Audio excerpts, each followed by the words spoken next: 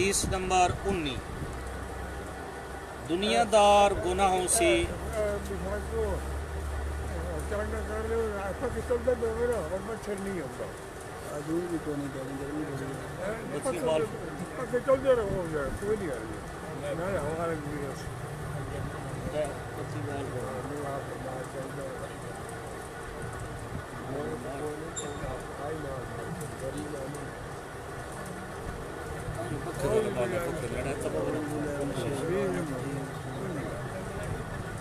حدیث نمبر 19 دنیا دار گناہوں سے محفوظ نہیں رہ سکتا.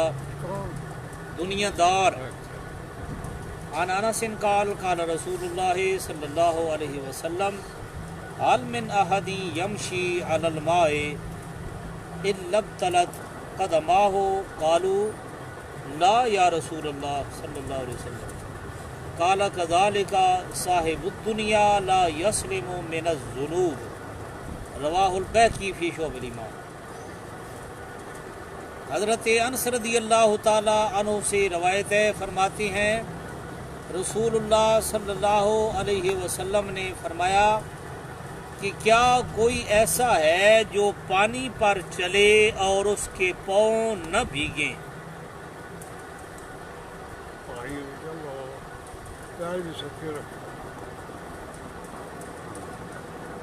لوگوں نے عرض کیا نہیں یا رسول اللہ صلی اللہ علیہ وسلم.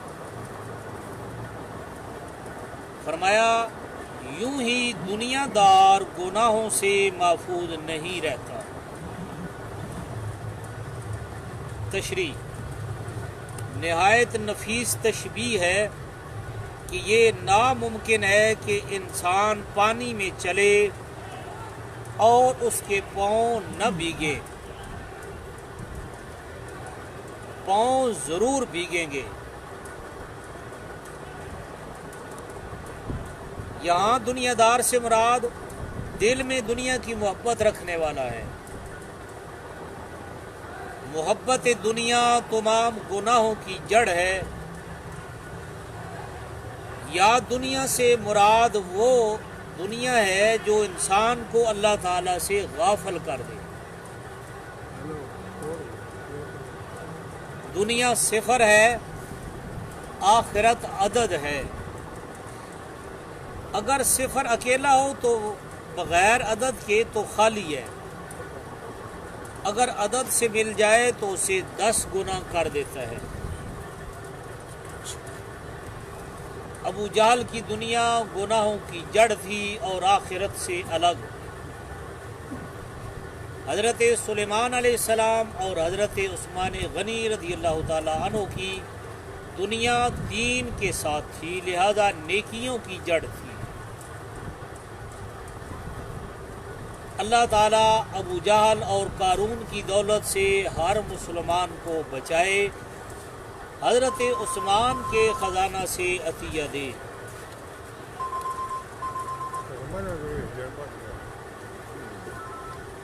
حسنات جی حسنات صبح ملیا تو میں کہ تو غراض رہا دوسری دڑ دے جڑ نہیں میں جاؤ سا ہوں وہی کریں میں کٹ چھوڑے پتہ کون نہیں پوچھے کون نہیں جناب کٹ چھوڑا وہ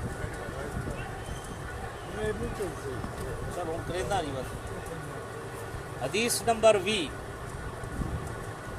حضور صلی اللہ علیہ وسلم نے فرمایا مجھے مال جمع کرنے کی وحی نہیں کی گئی.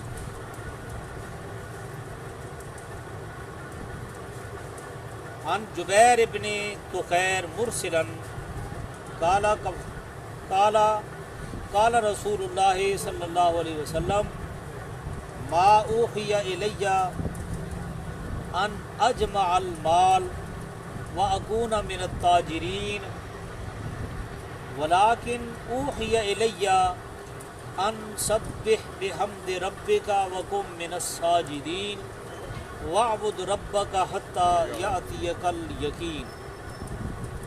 رواہ فی شرح سنہ و ابو نعیم فی الحلیہ عن ابی مسلم.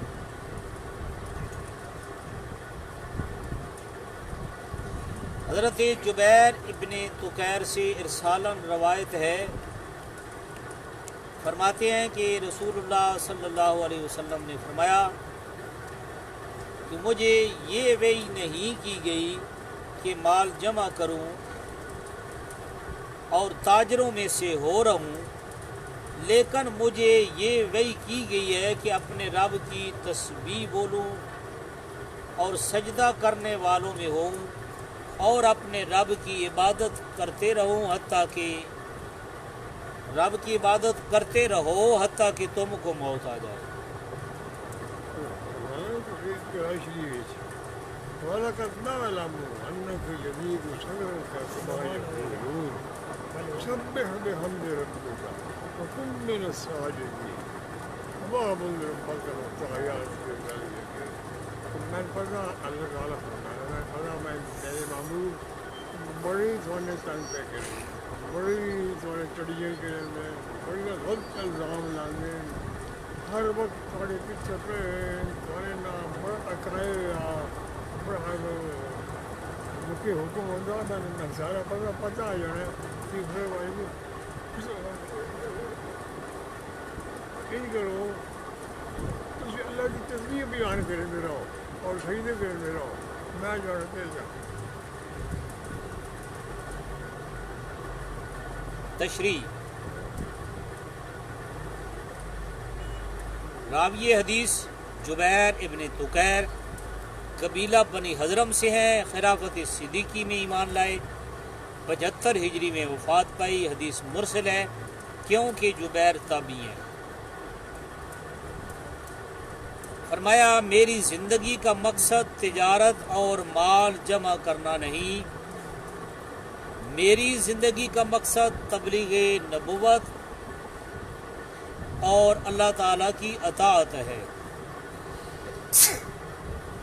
یہ مولوی کا مقصد ہونا چاہیے، لیکن آج کل مولوی علماء بھی سارے مقصد بدل گئے ہیں، صرف مال جمع کرنا اور تجارت کرنا رہ گیا۔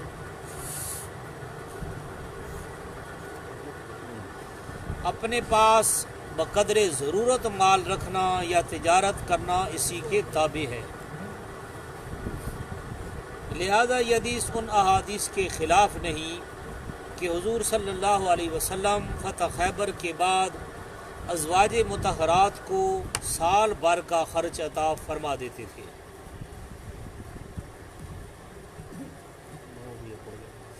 یا یہ کہ حضور صلی اللہ علیہ وسلم نے تجارت اور بکریاں چرائی ہیں۔ ظہور نبوت کے بعد حضور صلی اللہ علیہ وسلم نے چیزیں خریدی ہیں، فروخت بھی کی ہیں، مگر وہ سب چیزیں عارضی تھیں، لہذا عثمان غنی یا دوسرے صحابہ اکرام رضوان اللہ علیہ مجمعین کا تجارتیں کرنا، مال جمع کرنا ممنوع نہ تھا۔ کہ بھائی نبوت کے بعد بھی یہ بکریاں خریدیاں نہیں، کیا یہ فتح خیبر تو بعد ازواج مطہرات نو سال بھر دا خرچ عطا فرما دے نا، اور نہ اس تے اعتراض ہے کہ حضور صلی اللہ علیہ وسلم نے تجارت کی تھی ہے یا بکریاں چگائیاں، یہ تے شروع بھی چاہنے۔ ظہور نبوت کے بعد حضور نے چیزیں خریدی ہیں، فروخت بھی کی ہیں، مگر وہ سب چیزیں عارضی تھیں۔ اگر مال جمع نہ کیا جائے تو زکوٰۃ اور حج وغیرہ عبادتیں کیسے ممکن ہوں؟ کام کرنا اور ہے، کام میں مشغول ہو جانا کچھ اور ہے۔ مفتی صاحب بڑی اچھی تشریح کریں۔ اس آیت کریمہ میں موت آنے تک تسبیح، نماز اور ہر ممکن عبادت کا حکم ہے۔ یقین سے مراد یقینی چیز یعنی موت ہے۔ خدا کرے مرتے دم تک کوئی نماز، ذکر اللہ، مسجد کی حاضری، تکبیر اولا، نوافل کوئی چیز نہ چھوٹے، آمین۔ حضرات صوفیاء کے نزدیک یقین سے مراد عین الیقین یا حق الیقین ہے۔ بعض مفسرین کے مطابق تسبیح و نماز تو عبادات ہیں، اور وعبد ربک میں عبودیت کا حکم ہے۔ عبادت اور عبودیت میں بڑا فرق ہے۔ عبادت آسان ہے مگر عبودیت مشکل ہے. عبودیت جی عبودیت. یعنی بندہ بن کے رہنا جی بندہ یہ مشکل ہے. عبودیت میں نہ ہونا بندہ بن کے رہنا. اللہ نصیب کرے. ابو مسلم خولانی بڑے زاہد عابد و عالم تھے اور تابعین میں سے ہیں. آپ نے صدیق اکبر اور عمر فاروق سے ملاقات کی. 62 ہجری میں وفات ہوئی. حدیث نمبر 21. جب بندے کے مال میں بے برکتی دی جاتی ہے تو وہ مال پانی اور مٹی میں لگا دیتا ہے. عن علی قال قال رسول اللہ صلی اللہ علیہ وسلم اذا لم یبارک للعبد فی مالہ جعلہ فی الماء والتین. رواہ البیہقی فی شعب الایمان. وہ نہیں ہوگا کیا بڑا مقصد یہ ہے جی. حضرت علی رضی اللہ تعالی عنہ روایت فرماتے ہیں کہ رسول اللہ صلی اللہ علیہ وسلم نے فرمایا جب بندے کے مال میں بے برکتی دی جاتی ہے تو وہ مال کو پانی اور مٹی میں لگا دیتا ہے.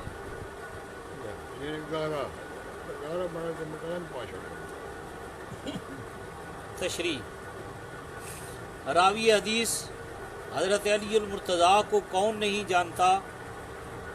آپ کی پیدائش خانہ کعبہ میں ہوئی.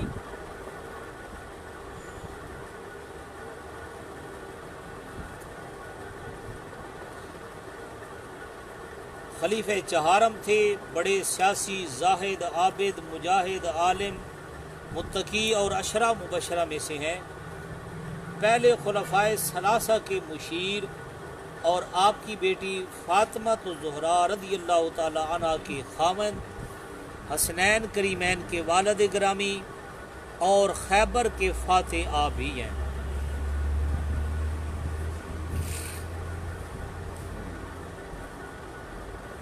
فی الماء والتین کا مطلب یہ ہے کہ بلا ضرورت عمارتیں بنانا، ان کے گارے چونے میں پیسہ خرچ کرنا مراد ہے. مطلب یہ ہے کہ جب اللہ تعالیٰ کسی بندے کے مال میں بے برکتی ڈالنا چاہتا ہے تو اسے مکانات بنانے گرانے کا شوق دے دیتا ہے. اس کی بدقسمتی دیکھو کہ اللہ و رسول کی راہ میں خرچ کرنے، حق والوں کے حق ادا کرنے کا اسے خیال تک نہیں آتا. وہ اسی خیال میں لگا رہتا ہے کہ یہ بگاڑو یہ بناؤ. ضروری عمارات جیسے مسجد، ضرورت کے مکان اور دکانیں اس حکم سے خارج ہیں. حضرت سلیمان علیہ السلام نے مسجد اقصی لاکھوں روپے کے خرچ سے بنائی. حضرت عثمان غنی رضی اللہ تعالیٰ عنہ نے مسجد نبوی پر بہت کثیر رقم خرچ کی.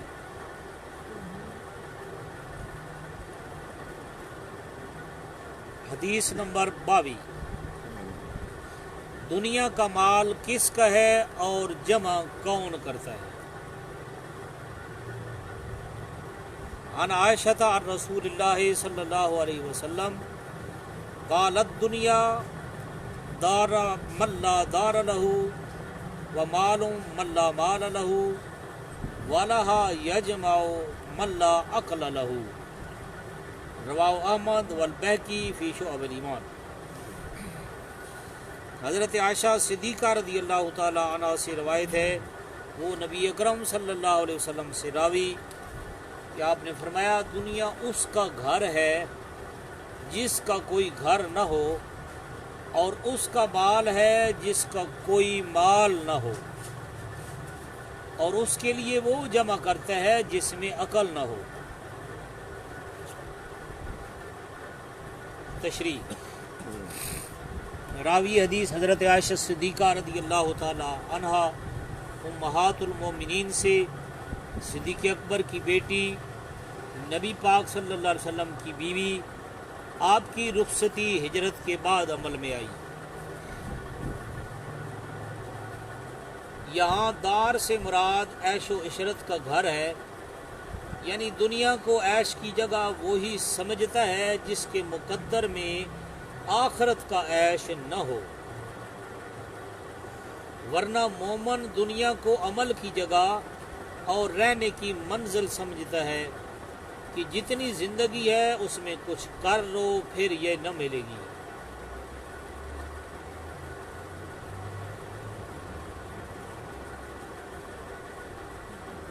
مولانا روم فرماتے ہیں پس ترا ہر لہجہ مرگ و ریحتیست، پس ہر لحظہ مرگ و رجعتیست، مصطفیٰ فرمود دنیا ساعتیست، پس ترا ہر لحظہ مرگ و رجعتیست۔ ترجمہ ہو گیا؟ یہ ہوئے وا مصطفیٰ فرمود دنیا ساعتیست، دنیا ساعتیست۔ پس تجھے ہر لہجہ موت بھی ہے اور رجعت بھی۔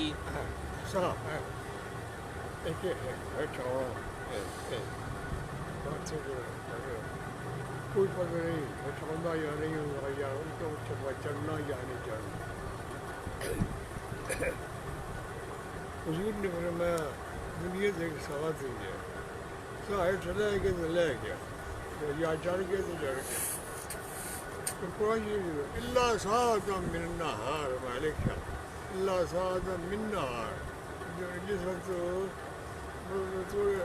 100 سال دو سی، جتنا بھی بڈھو سی وڈو سی، دنیا میں عاشق رکے سی، چنگے کرے سی، مارا کرے سی، دنیا دلا سی، وہ انہیں سمجھی کہ میں ایک ساعت ہی ہے، ایک جھٹ ہی آ جائے ہو گیا۔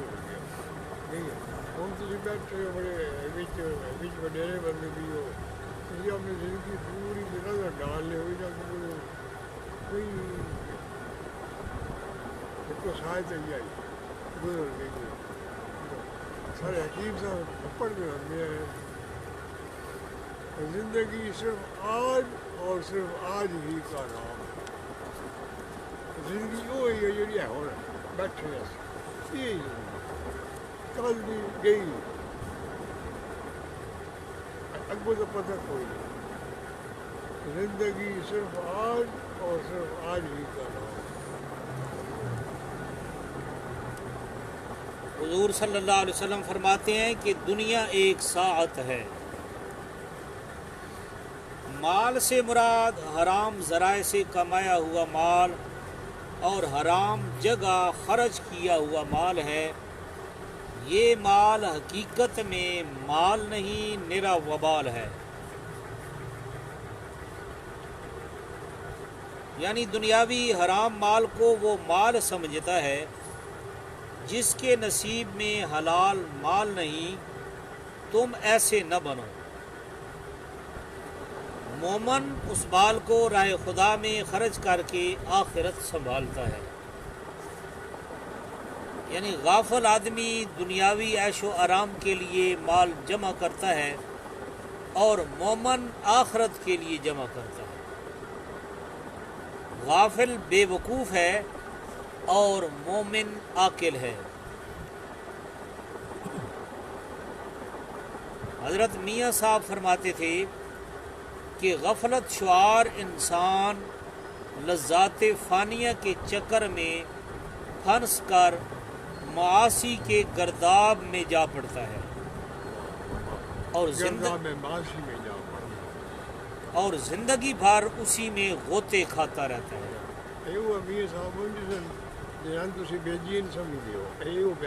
ڈنگے والے جی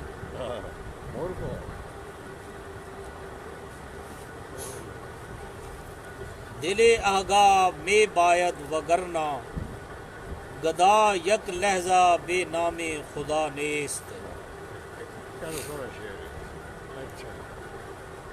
دل کی آگاہی چاہیے ورنہ گدا تو ہر وقت اللہ کا نام لیتا ہے۔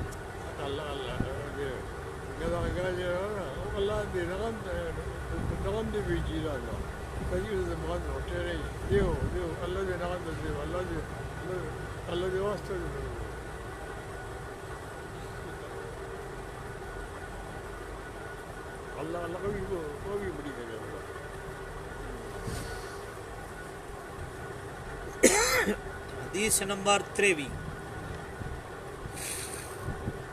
حضور صلی اللہ علیہ وسلم کا امت پر خوف، نفسانی خواہش اور لمبی امیدیں۔ عن جابر قال قال رسول اللہ صلی اللہ علیہ وسلم ان اخوف ما اتخوف على امت الهوى وطول الامل فاما الهوى فيصد عن الحق واما طول الامل فينسي الاخرة وهذه الدنيا مرتهلة ذاهبة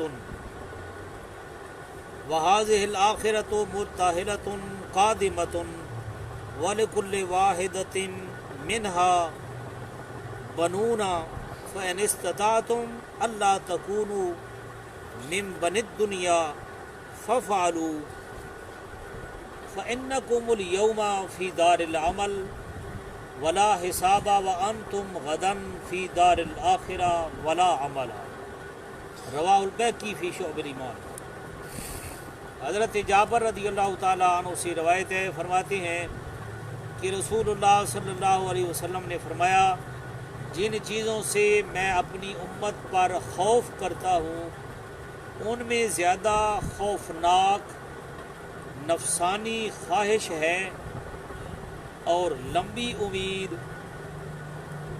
لیکن نفسانی خواہش تو حق سے روک دیتی ہے اور لمبی امید تو آخرت کو بھلا دیتی ہے، اور یہ دنیا کوچ کر کے جا رہی ہے اور آخرت کوچ کر کے آ رہی ہے، ان دونوں میں سے ہر ایک کے بچے ہیں۔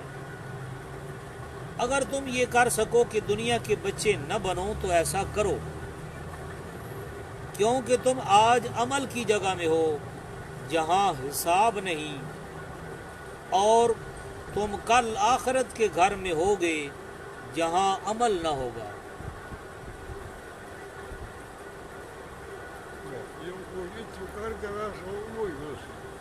وہ تو کوئی عمل نہیں، وہ عمل بھی جا رہی، عمل بھی جا دنیا۔ الدنیا مزرعۃ الآخرہ، تشریح یعنی جو دل چاہے وہ کرے، قانون شرعی کا لحاظ نہ کرے، اور یہ خیال کرنا کہ ابھی عمر پڑی ہے بڑھاپے میں نیک عمل کر لوں گا۔ ان دونوں دھوکوں میں عام لوگ گرفتار ہیں۔ نفس اور شیطان گناہ تو جلدی کراتے ہیں، نیکیوں میں دیر لگواتے ہیں کہ ابھی عمر بہت ہے پھر کر لینا۔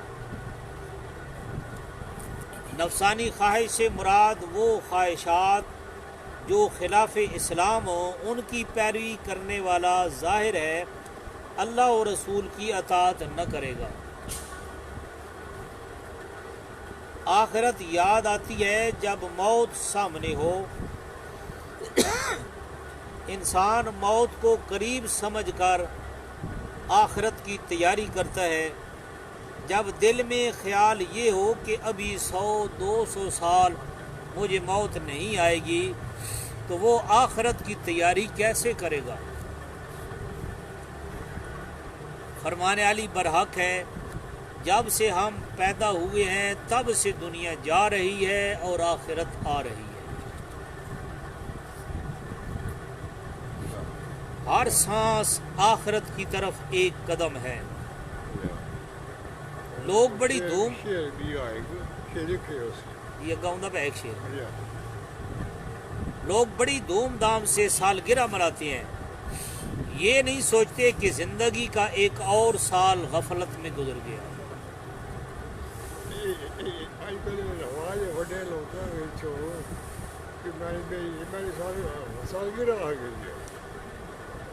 کوئی نہ ہوتا، میں بھی یاد کر رہا تھا سالگرہ منائی کا کہ وہ بڑے بڑے کھانے بڑے بڑے آئی کے ہیں اور مدمکیاں بنیں گے، مرغی مال کو کٹیں گے، کیک کٹیں گے۔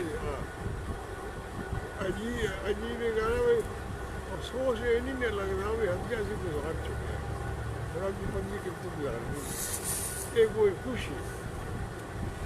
Happy birthday to you. آدھے انگریزی وچ happy birthday to you اچھا آپ بتائیں خوشی ہوگا سالگرہ دی یہ سالگرہ منانے نے سو سے بڑی یاد ہے یہ بھی منانے نہیں جی کوئی نہیں میں تو منع کرے نا نہیں یہ منع تو کوئی سالگرہ غفلت ہی ہے نا جی غافل تو دے گھڑیال یہ دیتا ہے منادی خالق نے گھڑی عمر سے ایک اور گھٹا دی یہ صاحب نگدے نو یہ تو نظام نہیں رہی ہے تو اللہ نے تاری عمر تو ایک گھڑی اور گھٹا چھوڑی تو گھڑنی بھی ہے گھڑنی بھی یہ سوچتا ہے عمر کے گھٹاوے تو خوشی کرنی چاہیے یا غم کرنا چاہیے لیکن آج کل بھی آج کل منطق الٹی ہے الٹی منطق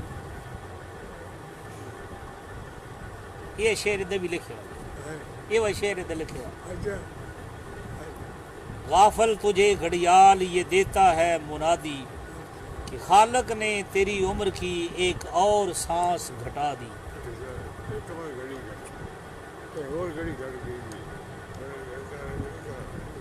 پیچھے پیچھے جا رہا مرنا کی طرف جا رہا قبر طرف جا رہے ہیں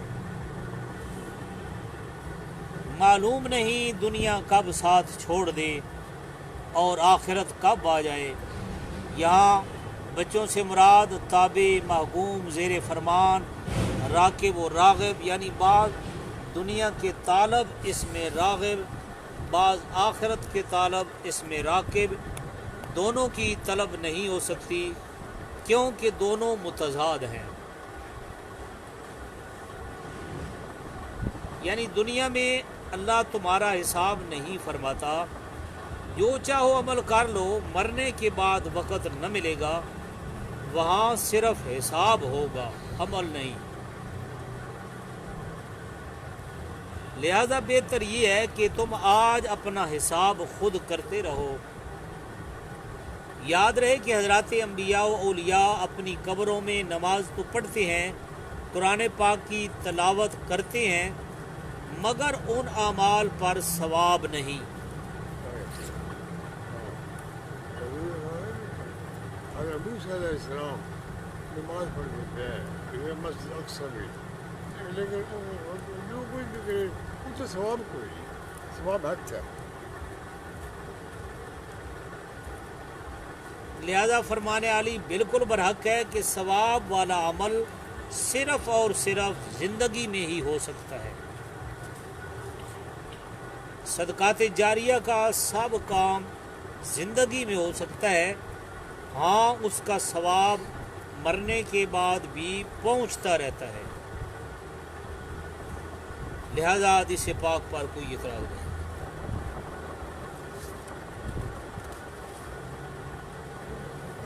وصیت کر ونجو نا کہ میرا مال دے رہے پھر وہ منن مال دیو تو ادھر جی ثواب پہنچ ان پچھلے دن پڑھیا نا جی کہ آپ کوئی نہ انج کرے صدقہ خیرات تو مرن لگے وصیت کر ونجے یا امید رکھ کہ میرے وارث اس میرا صدقہ و خیرات کرے سن یہ نہیں ٹھیک نہیں ٹھیک اس طرح وہ نہیں منا سکتا اپنے ہاتھ نال صدقہ و خیرات کرو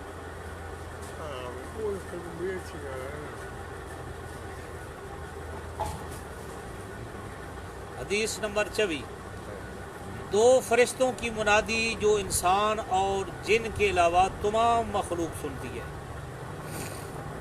وعن ابی الدرداء قال قال رسول اللہ صلی اللہ علیہ وسلم ما طلعت الشمس الا وبجنبیتها ملکان ینادیان یسمعان الخلائق غیر الثقلین یا ایھا الناس ہلموا الی ربکم ما قل وکفا خیر مما کثر والہا رواہ ابو نعیم فی الحلیہ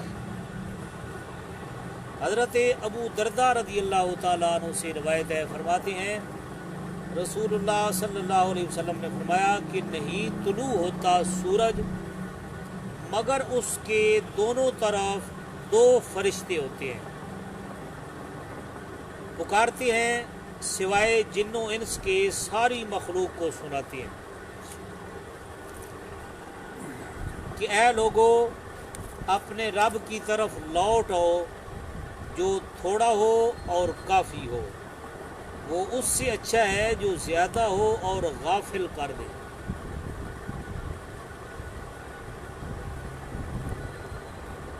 تشریح: اس طرح کہ وہ فرشتے بھی سورج کے ساتھ ہی گردش کرتے رہتے ہیں اور ہر جگہ طلوع کے وقت سورج کے ساتھ ہوتے ہیں، لہذا یہ اعتراض نہیں ہو سکتا کہ سورج تو ہر وقت کہیں نہ کہیں طلوع ہوتا ہی رہتا ہے۔ جب یہاں دوپہر کا وقت ہوتا ہے تو دوسری جگہ صبح ہوتی ہے، چونکہ دن نکلتے وقت لوگ کاروبار میں مصروف ہوتے ہیں، اس لیے صبح کے وقت ہی یہ اعلان مناسب ہوتا ہے۔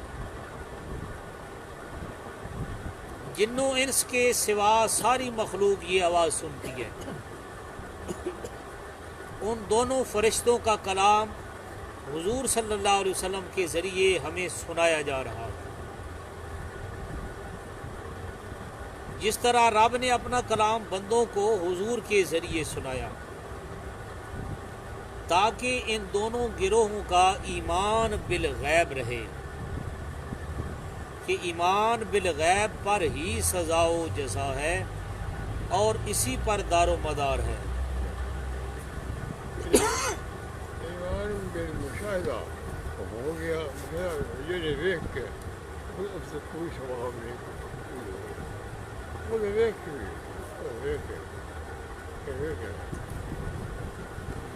دونوں گروہوں پر ایمان بالغیب واجب ہے۔ کام کاج میں مشغول ہو کر رب تعالیٰ سے غافل نہ ہو جاؤ، ہاتھ کار میں ہو دل یار کے ساتھ ہو، ہر وقت اس کے دروازے پر رہو۔ رب فرماتا ہے فَفِرُّوا إِلَى اللَّهِ، گناہگار ہو تو اس کے دروازے پر آؤ، نیکوکار ہو تو بھی اسی کے دروازے پر ہو، کیونکہ اس کے سوا اور کوئی دروازہ نہیں۔ جو رزق مقدر میں تھوڑا ہو انسان کی حاجات پوری کر دے، اسے پا کر انسان رب تعالیٰ سے غافل نہ ہو جائے، وہ اس رزق سے بہتر ہے جو مقدر میں زیادہ ہو اور اللہ تعالیٰ سے غافل کر دے، کہ وہ تھوڑا مال اللہ تعالیٰ کی رحمت ہے اور یہ زیادہ مال اللہ کا عذاب ہے۔ علم کا بھی یہی حال ہے کہ بقدر ضرورت علم جو خدا رسی کا ذریعہ ہو، اس زیادہ علم سے بہتر ہے جو رب تعالیٰ سے غافل کر دے، عالم کو متکبر بنا دے۔ علم ختم ہو گیا، پڑھ جاتا ہے نا، جیسا نا سارا بھائی منطق پڑھنے گناہ ہے، فلسفہ پڑھنا گناہ ہے، منطق اور فلسفہ انجا اور یہ کوئی موجودہ سائنس ہے۔ وہ علم جو عالم کو متکبر بنا دے۔ یاد رہے کہ فرشتے یہ بات در حقیقت جن و انس کو سناتے ہیں، مگر حضور صلی اللہ علیہ وسلم کی معرفت سے ان تک پہنچاتے ہیں۔ حدیث نمبر 5، میت جب قبر میں جاتا ہے تو فرشتے اور انسان کیا کہتے ہیں؟ عن ابی ہریرہ یبلغ به قال اذا مات المیت قالت الملائکۃ ما قدم وقال بنو آدم ما خلف، رواہ البیہقی فی شعب الایمان۔ حضرت ابو ہریرہ رضی اللہ تعالیٰ عنہ سے مرفوعاً روایت ہے، فرمایا جب مردہ جاتا ہے قبر میں، فرشتے کہتے ہیں کہ آگے کیا بھیجا، انسان کہتے ہیں کہ پیچھے کیا چھوڑا۔ تشریح: میت سے مراد وہ ہے جو مرنے لگے، یعنی مرتے وقت اس کے وارثین تو چھوڑے ہوئے مال کی فکر میں ہوتے ہیں کہ کیا چھوڑے جا رہا ہے۔ حتى شوري هذا شبيه المرض ماذا برشي ما هذا الناس القصر فهذا غريب بيا غريب بيا ومي صوته هو نزل مود جگين هنا كبير صور مرني مرنا وقالوا ما يصير مرني وهو يجي صوته شو دارنا كده كده مغانا ما كده وزي طبلة قرصة إضاءة